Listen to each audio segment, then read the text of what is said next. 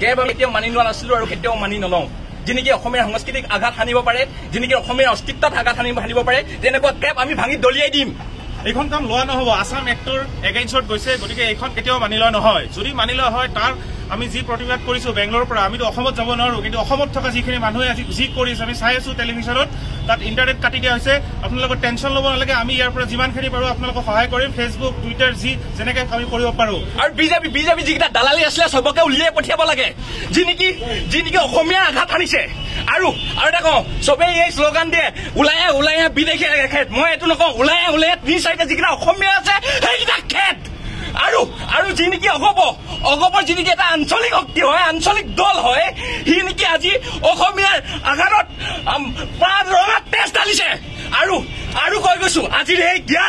ইয়াত তেজ লিখিছো ইয়াত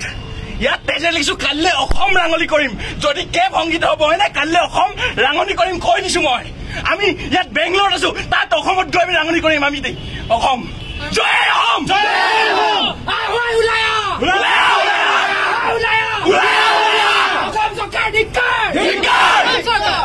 আৰু বহুত কৰিছে অসমীয়াই বহুত পঢ়িছে অসমীয়াই এতিয়াও যেতিয়া ওলাই আহিছে আৰু নহব আৰু ইয়াৰ ক্ষমা কোনো এজন অসমীয়াও নিবিচাৰে